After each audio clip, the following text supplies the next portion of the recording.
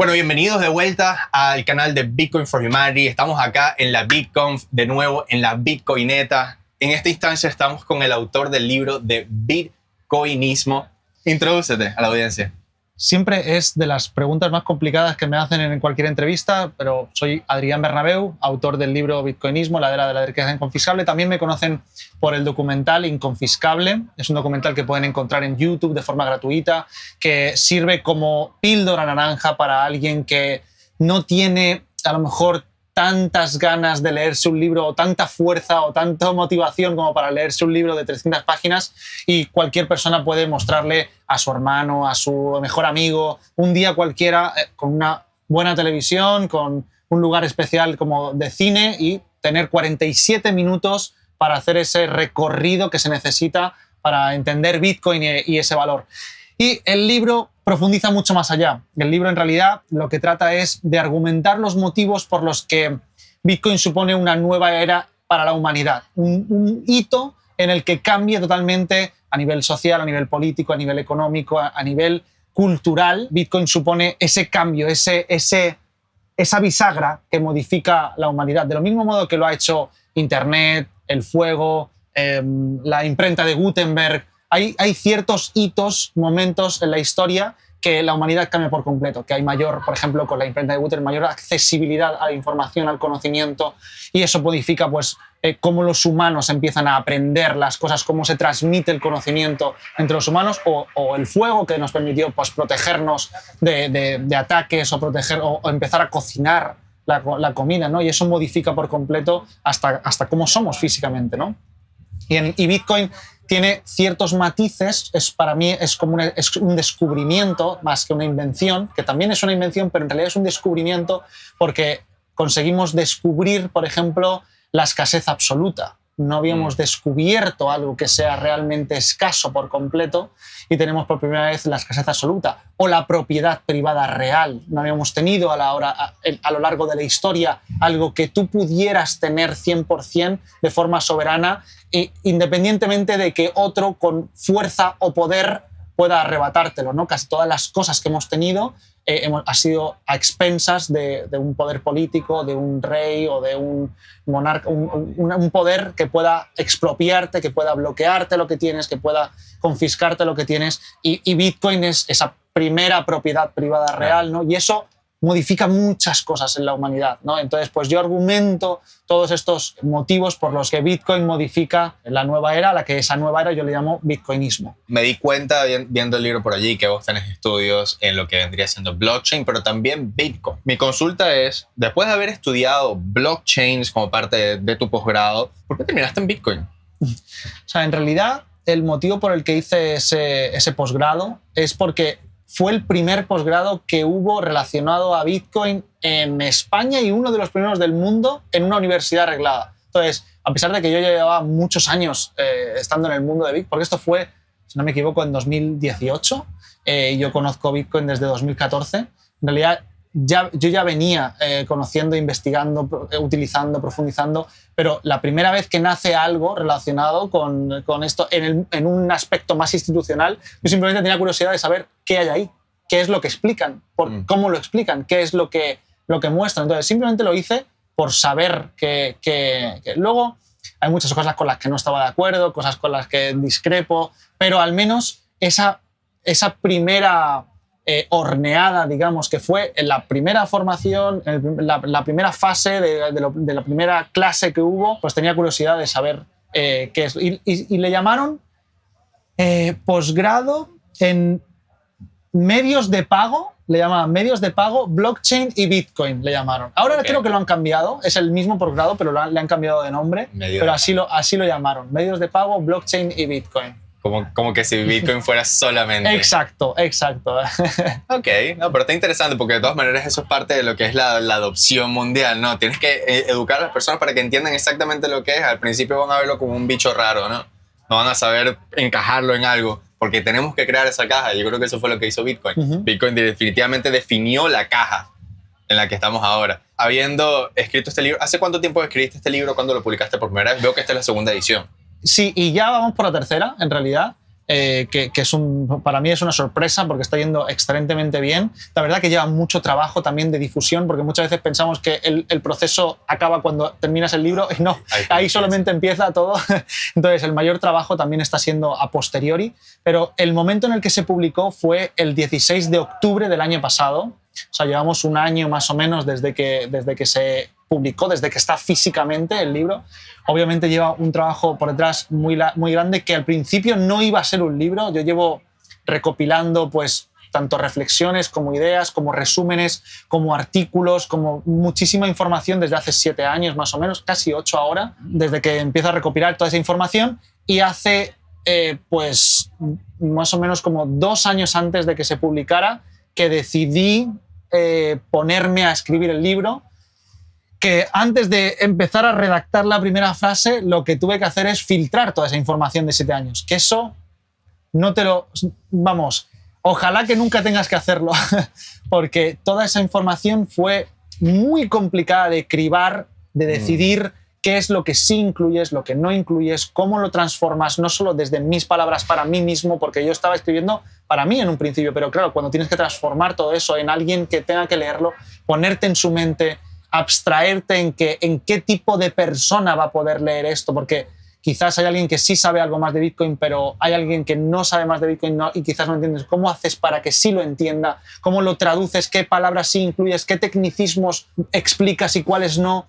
Todo eso es un proceso muy laborioso. También es un proceso muy laborioso cómo estructuras, o sea, qué es lo que pones al principio y después al final. ¿Cómo haces para que ese inicio no sea aburrido? Porque quizás haces demasiado contexto y la persona está esperando, ¿no? ¿Cómo haces para enganchar también al lector a que haya ese engagement, ¿no? De mientras que está leyendo, que le entren más ganas, que tenga esa curiosidad por seguir leyendo? Todo eso al final es casi un arte. Y yo no soy escritor, entonces también he tenido que aprender todo eso durante el proceso, preguntar a muchas personas, porque ha sido también una especie de escritura descentralizada o open source, porque el borrador estaba siendo revisado durante pues más o menos un año por más de 40 personas, que algunos son bitcoiners, otros no. Hay personas que han corregido una parte del libro, por ejemplo, en el que yo hablo sobre el cuerpo humano y la relación que tiene los seres vivos con Bitcoin, y lo han revisado médicos, lo han revisado biólogos. Hay revisiones de muchas personas, historiadores, economistas. Ciertamente eso es muy importante, que tener como distintos ojos leyendo ese mensaje, porque claramente eso también Gabriel y Iván, cuando estaban escribiendo el libro de Economías Circulares Bitcoin, se toparon también con ese mismo problema, ¿no? Y creo que fue bastante clave el hecho de que una persona como la mamá de Gaby, esta señora Lidia, que fue básicamente la proofreader, tiene la oportunidad de que ella, sin saber nada de Bitcoin, pudo leer el mensaje y decirle: chicos, esto explícamelo como si tuviera 5.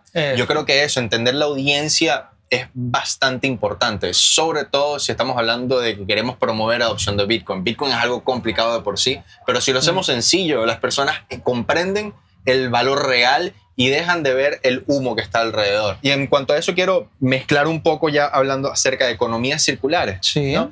Teniendo todo este proceso en el cual escribiste algo que fue para ti, fue complicado, pero muchas personas te ayudaron a llevarlo a un punto donde está publicado ahora este libro, y como dicen allí, este es el libro que todo el mundo debería leer. ¿Tú crees que este libro en economías circulares que estén comenzando lo recomendarías a líderes de las comunidades para que aprendan acerca de algo? ¿Y qué se llevarían estos líderes de las economías circulares? 100%, o sea, por supuesto. De hecho, ya está llegando a muchos. Por ejemplo, está en Cuba Bitcoin, lo tienen también en Bolivia. Por ejemplo, aquí tenemos a Alfredo, que lidera una de las economías circulares en Bolivia, y lo tienen también y lo han leído pues, en muchos lugares, en El Salvador. Lo voy a llevar ahora a Guatemala también, desde aquí, desde Argentina, viajo a El Salvador, a Adopting Bitcoin, y después voy a Guatemala, al Lago Bitcoin, que también hay una economía circular allí, que sé que Gabriel también lo ha incluido en su libro, y ya también va a estar el bitcoinismo para que lo puedan leer. Y esa también es la idea, ¿no? Que puedan, no solo a nivel práctico, que muchas veces es el mejor inicio, a veces es el mejor inicio, el práctico, pero después que tengan la profundidad también para saber por qué hacen lo que hacen, qué hay más allá del simple, a lo mejor, el simple pago o el simple ahorro o ese tipo de usos que Bitcoin tiene, de que entiendan la trascendencia de utilizar Bitcoin y lo que Bitcoin también promueve a nivel, como decías, ideológico, mental, de todo lo que promueve Bitcoin, las ideas de Bitcoin que son muy saludables. Y cuéntame algo, tú tienes de aquí a dentro de 5 años, ¿qué proyección quieres tener del impacto que ha tenido tu libro en comunidades? Pues siempre que he hecho este ejercicio, a veces me he quedado corto. Entonces, la vida me va dando sorpresas prácticamente sin darme cuenta, ¿no? Me intento centrar más en qué hacer ahora. Sí es muy positivo proyectar, obviamente, en qué es lo que queremos, pero normalmente me equivoco. O sea, hay muchas veces en las que me equivoco y la vida me sorprende en que es mucho más de lo que yo imaginaba. Por ejemplo, mi objetivo cuando escribí el libro era escribirlo.